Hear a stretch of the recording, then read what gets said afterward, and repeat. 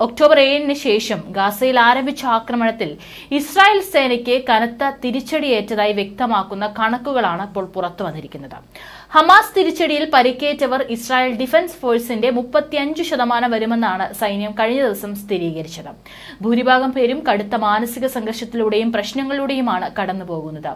അതിനിടെ അംഗവിഹീനരോ വികലാംഗരോ ആകുന്ന IDF അംഗങ്ങൾ ചരിത്രത്തിൽ ആദ്യമായി 70,000 കടന്നെന്നും ഞെട്ടിപ്പിക്കുന്ന വെളിപ്പെടുത്തലാണ് ഇപ്പോൾ പുറത്തുവന്നത്. ഇസ്രായേൽ സൈനിക മന്ത്രാലയമാണ് പുതിയ വിവരങ്ങൾ പുറത്തുവിട്ടതെന്ന് ടൈംസ് ഓഫ് ഇന്ത്യ റിപ്പോർട്ട് ചെയ്തു. മന്ത്രാലയത്തിന് കീഴിലുള്ള പ്രതിരോധ പുനരധിവാസ കേന്ദ്രത്തിൽ പരിക്കേറ്റ സൈനികരെ കൊണ്ട് നിറഞ്ഞു കവിഞ്ഞിരിക്കുകയാണ്. ഒക്ടോബർ 7-ന് ശേഷം മാത്രം കേന്ദ്രത്തിൽ 8,663 പേരെ പ്രവേശിപ്പിച്ചതാണ് ഔദ്യോഗികമായി സ്ഥിരീകരിച്ച കണക്ക്. ഇതിൽ 35% പേരും മാനസിക പ്രശ്നങ്ങളാണ് നേരിടുന്നത്. 21% പേർക്ക് ശാരീരികമായ പരിക്കുകളും ഏറ്റിട്ടുണ്ട്. 2024-ന്റെ അവസാനമാകുമ്പോഴേക്ക് പുതുതായി 20,000 സൈനികരെ കൂടി പുനരധിവാസ കേന്ദ്രത്തിൽ പ്രവേശിപ്പിക്കേണ്ടി വരുമെന്നാണ് സൈന്യം കണക്കുകൂട്ടുന്നത്. ഒക്ടോബറിന് ശേഷം ഓരോ മാസവും 1000-ലേറെ പേരെ ഇവിടെ പ്രവേശിപ്പിക്കുന്നുമുണ്ട്.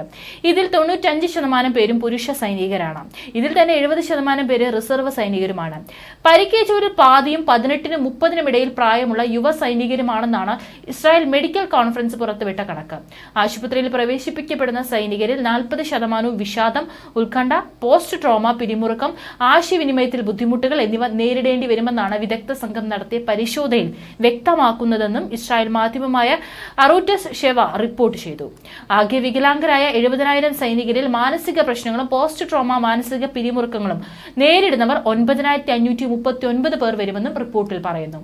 അടുത്തിടെ മാനസിക പ്രശ്നങ്ങൾ നേരിടുന്ന സൈനികർക്ക് അടിയന്തര പരിചരണങ്ങൾ നൽകിയിരുന്നു. ഇവരെ പരിചരിക്കാനായി പുതുതായി 9 റീഹാബിലിറ്റേഷൻ കേന്ദ്രങ്ങൾ തുറക്കുകയും ചെയ്തിട്ടുണ്ട്. ഇവർക്ക് മാത്രമായി മൊബൈൽ ഒബ്സർവേഷൻ സംഘവും 400 തെറാപ്പിസ്റ്റുകളും രാജ്യത്തൊന്നാകെ പ്രവർത്തന നിരതരാണ്. അതേസമയം ഇസ്രായേലി ടാങ്കുകൾ ഗാസ മുനമ്പിലെ നഗരമായ റാഫയുടെ പടിഞ്ഞാറൻ ഭാഗത്തേക്ക് ആക്രമണം അഴിച്ചുവിട്ടതോടെ 8 പേർ കൊല്ലപ്പെട്ടതായി പലസ്തീൻ അധികൃതർ അറിയിച്ചു. അർദ്ധരാത്രിക്ക് ശേഷം ടാങ്കുകൾ 5 പ്രദേശങ്ങളിലേക്ക് നീങ്ങിയതായി താമസക്കാർ പറയുന്നു. തീരദേശ എൻക്ലേവിൽ പടിഞ്ഞാറ് ഭാഗത്തുള്ള അൽ മവാസി മേഖലയിലെ കുടിയിറക്കപ്പെട്ട കുടുംബങ്ങളുടെ കൂടാരങ്ങളിൽ കനത്ത ഷെല്ലാക്രമണവും വെടിവയ്പും ഉണ്ടായതായി റിപ്പോർട്ട്. യുദ്ധം തുടങ്ങി 8 മാസങ്ങൾ പിന്നിട്ടിട്ടും അമേരിക്കയുടെ പിന്തുണയുള്ള അന്താരാഷ്ട്ര മധ്യസ്ഥരുടെ ശ്രമങ്ങൾ ഇസ്രായേലിനെയും ഹമാസിനെയും വെടിനിർത്തൽ കരാറിൽ എത്തിക്കുന്നതിൽ പരാജയപ്പെട്ടതിനാൽ ഇനി എന്ത് എന്നുള്ള ചോദ്യമാണ് ബാക്കിയാകുന്നത്.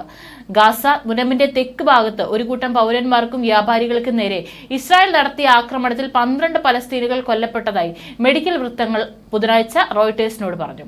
റാഫയുടെ വടക്ക് കിഴക്കായി സലാഹുദ്ദീൻ റോഡിലെ കെറൈം ഷാലോം ക്രോസിംഗിലൂടെ ചരക്കുകളുമായി പോകുന്ന സഹായ ട്രക്കുകളുടെ വാഹന വ്യൂഹങ്ങൾക്കായി കാത്തു നിൽക്കുമ്പോഴാണ് ആളുകൾക്ക് പരിക്കേറ്റതെന്നും വൃത്തങ്ങൾ കൂട്ടിച്ചേർത്തു.